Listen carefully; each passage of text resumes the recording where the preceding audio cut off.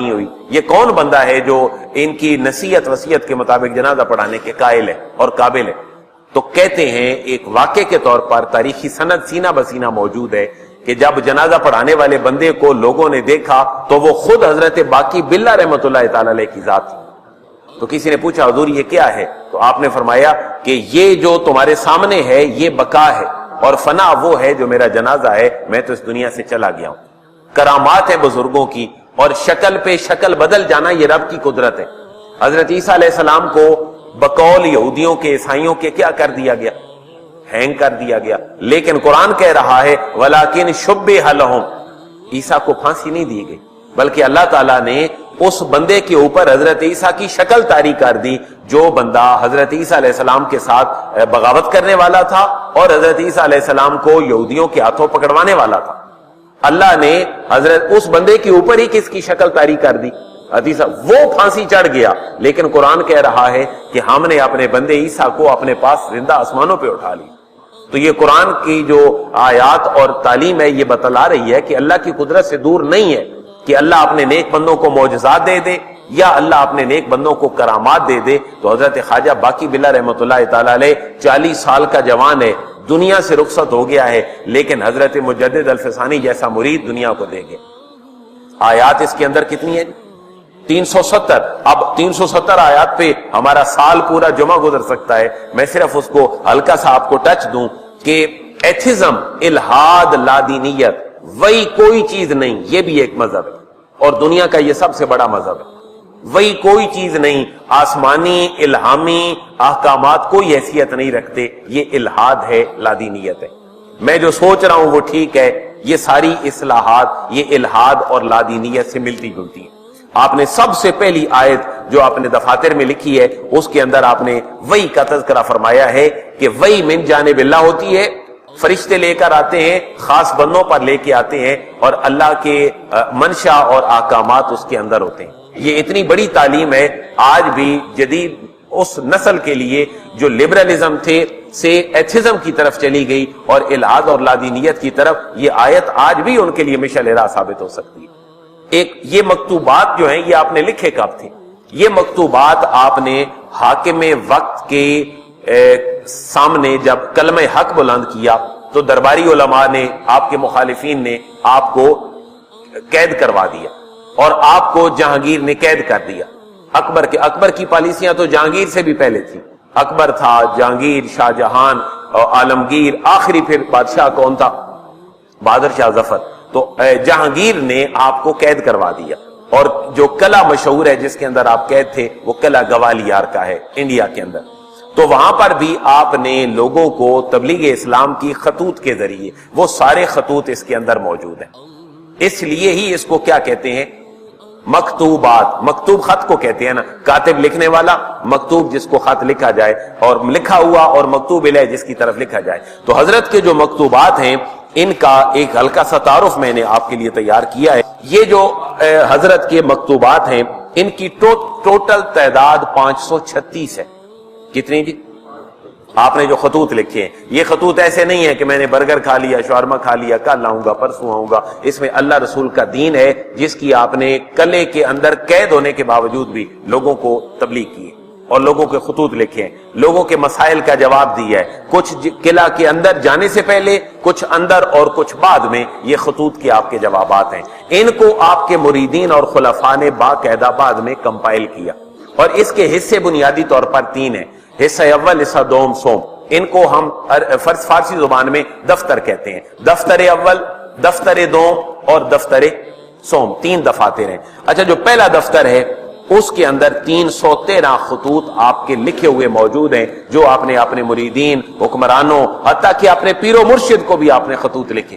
اس کے اندر 20 خطوط آپ کے مرشد کے نام ہیں جس میں انہوں نے آپ کے ساتھ کنسلٹیشن کی ہے اور دین اسلام کے کچھ معاملات کو شیئر کیا ہے. تو پہلے دفتر کے اندر 313 خطوط ہیں اور اس کو دارالمعرفت کے نام سے یاد کیا جاتا ہے. آج بھی علمی کتابوں میں ان خطوط کو، جن کی تعداد 313 ہے، ان کو دارالمعرفت کہتے ہیں اور ان کی جو تعداد ہے وہ آپ کے خلفاء نے غزوہ بدر کے شرکاء کی مناسبت سے 313 رکھی. اس کو کہتے دارul معرفہ ہے، یعنی کو اللہ کی معرفت لینا چاہے تو وہ ان کو پڑھے تو وہ اللہ کے ساتھ جو ہے وہ اپنا تعلق قائم کر لے گا۔ اور دوسرا جو دفتر ہے اس کو نور الخلائق کہتے ہیں، یعنی مخلوق کے لیے یہ کیا حیثیت رکھتے ہیں؟ لائٹ، نور کی، یعنی کوئی ہدایت لینا چاہتا ہے اور نور ان کو پڑھے وہ اللہ رسول کے دین کی طرف آ جائے گا، اس کو نور الخلائق کہتے ہیں۔ اور اس کے اندر جو خطوط کی تعداد ہے وہ 99 ہے، 99۔ کس مناسبت سے؟ اللہ کے جو صفاتی نام ہیں اس مناسبت سے اس کے اندر جو خطوط ہیں ان کی تعداد بھی کتنی ہے؟ 99۔ اس کے اندر بھی اللہ رسول کا پورا دین ہے۔ اس کے بعد تیسرا جو دفتر ہے اس کو معرفت الحقائق کا نام دیا گیا، اور اس کے اندر 114 مکتوبات ہیں۔ 114 کس مناسبت سے ہیں؟ قرآن مجید کی صورتوں کی مناسبت سے۔ قرآن کی صورتیں بھی 114 اور اس کے اندر جو مکتوبات ہیں وہ بھی کتنے ہیں؟ 114۔ تو ابتدائی طور پر 114 تھے، لیکن اس کی کمپائلیشن کے بعد کچھ اور خطوط آپ کے ملے جن کو اس کا حصہ بنا دیا گیا، اور اب اس کے اندر 114 کے بجائے 124 خطوط ہیں۔ یوں ٹوٹل ملائیں تو 536 خط بنتے ہیں جو آپ نے لوگوں کی اصلاح کے لیے لکھے ہیں، اور ہر ایک کے اندر قرآن و سنت جو ہے وہ کوٹ ہے۔ اور 536 خطوط ہیں اور 192 لوگ ہیں، 192 جن کو آپ نے یہ خطوط لکھے ہیں۔ ان میں سے ایک آپ کے پیر و مرشد کی ذات بھی ہے۔ انہی خطوط کے اندر ہی میں وہ بات عرض کر رہا ہوں کہ کیا کیا ہے؟ 370 قرآن کی آیات مبارکہ ہیں اور 300 کے قریب احادیث مبارکہ ہیں جو آقا کریم علیہ الصلوۃ والسلام نے اپنے غلاموں کی تربیت کے لیے ترتیب دی، جو آج بخاری، مسلم، ترمذی، ابو داؤد، ابن ماجہ اور حدیث کے پورے ذخیرے کے اندر موجود ہیں۔ قرآن کی آیات کی 370 اور احادیث تقریباً، اچھا ان کے اوپر الگ سے کتابیں بھی لکھی ہوئی ہیں۔ یہ جو قرآن کی آیات ہیں یہ الگ سے نکال دی گئی ہیں، جو احادیث مبارکہ ہیں یہ الگ سے نکال دی گئی ہیں۔ اور اس آپ کا جو علمی ذوق تھا، یعنی آپ ایک ماڈل پیر تھے معاشرے کے لیے، وہ ماڈل پیری کیا تھی؟ قرآن آپ کو آتا تھا، حدیث مبارکہ آپ کو آتی تھی، آپ اپنے وقت کے جید عالم تھے، لوگوں کے فلسفیانہ مسائل بھی حل کرتے تھے، اور اس کے ساتھ ساتھ آپ کا آقا کریم علیہ الصلوۃ والسلام کے ساتھ جو ایک محبت اور قلبی تعلق تھا، اس کی ایک نشانی یہ بھی ہے کہ جن لوگوں نے حضور کی سیرت طیبہ پہ کام کیا ہے اور حضور کو خراج عقیدت پیش کیا ہے، ان کے اشعار اور ان کی جو علمی نکات ہیں ان کو اپنی کتاب کے اندر لکھا ہے۔ کیسے لکھا ہے؟ میں 2-3 مثالیں عرض کرتا ہوں۔ 250 فارسی کے شعر آپ کی اس کتاب کے اندر موجود ہیں، فارسی زبان کے، اور اس کی وجہ یہ ہے کہ آپ کا جو علم تھا، اس کا جو ماخذ اور سورس تھا، وہ عام آدمی نہیں تھا، وہ مولانا روم کی مثنوی بھی تھی۔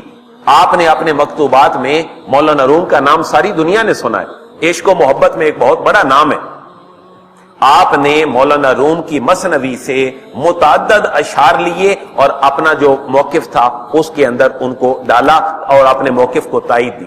اور دوسرا بڑا کام آپ نے یہ کیا، آج تو اس لیے باتیں شاید مجھے اور آپ کو اجنبی لگتی ہوں، ہمارا ان کتابوں سے تعلق کوئی نہیں رہا، ایک بہت بڑا نام تاریخ اسلامی میں حافظ شیرازی رحمۃ اللہ تعالی علیہ کا ہے، جن کی بڑی مشہور کتاب ہے دیوان حافظ۔ دیوان حافظ فارسی کا بہت بڑا کلام ہے۔ میں آپ کو برصغیر پاک و ہند کی ایک اور بات بتاؤں، یہاں پر لوگوں کے دلوں میں دیوان حافظ شیرازی رحمۃ اللہ تعالی علیہ کے کلام کی اتنی بڑی اہمیت تھی کہ یہ لوگ اپنی فال نکالا کرتے تھے دیوان حافظ میں سے۔ فال کیسے نکالتے تھے؟ فرض کر لیں جی آپ کی کتاب ہے، دل میں کوئی بات رکھ لی، میرے لیے یہ کام ٹھیک ہوگا یا نہیں، اللہ میرے دل میں کوئی بات ڈال دے، تقویت دے دے، اور کھولا ایک صفحے کے اوپر پہلی لائن پڑھ لی، ذہن میں رکھ لیا میرے اس کام کا مجھے کرنا چاہیے یا نہیں، فیوچر کیسا ہوگا یا نہیں، کروں نہ کروں، ذہن میں رکھ لیا، جو صفحہ نکلے گا اس کی دائیں طرف کی چھٹی لائن میں پڑھوں گا، مجھے جو اس سے مفہوم مل گیا میں اپنا کام اس کے مطابق کر لوں گا۔ تو آیت کھولی اور اس کے بعد پڑھنے کے بعد اس کو دیکھا کہ کیا میرے جو ذہن میں مسئلہ تھا اس کے بارے میں یہ آیت کوئی رہنمائی کر رہی ہے یا نہیں۔ تو دیوان حافظ کو اتنا بڑا مقام حاصل تھا، اور یہ اس وقت ہندوازم کے مقابلے میں ایک بہت پازیٹیو سٹیپ تھا جو لوگ لیا کرتے تھے۔ بھائی اس سے بہتر نہیں تھا کہ لوگ بھجن گا لیں، اس سے بہتر نہیں تھا کہ لوگ ہندوازم کی طرف جائیں، کم از کم وہ آ بھی رہے ہیں تو قرآن و سنت والے بزرگوں کی طرف آ رہے ہیں تاکہ ان کے حالات کو پڑھیں اور ان کے ساتھ اپنا تعلق قائم کریں۔ تو یہ علمی ذوق تھا حضرت مجدد الفسانی رحمۃ اللہ تعالی علیہ کا کہ دیوان حافظ جیسا کلام آپ نے پڑھا اور اپنی کتاب میں کوٹ کیا. اور ایک بڑا مشہور قصیدہ ہے حضور کی محبت والا, ہر جگہ پہ پڑھا جاتا ہے, ٹی وی پہ مختلف زبانوں میں اس کے ترجمے ہو چکے ہیں, انگلش میں, اردو میں, فارسی میں, پشتو میں. کیا قصیدہ ہے جی؟ قصیدہ بردہ, جس کو قصیدہ بردہ کہتے ہیں. بردہ جو ہے وہ چادر کو کہتے ہیں. اور یہ بھی بڑی محبت والی بات ہے کہ آقا کریم علیہ الصلوۃ والسلام نے امام بوصیری رحمۃ اللہ تعالی علیہ کو, جب آپ بیمار تھے اور آپ نے سوچا کہ میں حضور کی ثنا لکھ لوں, تو آپ نے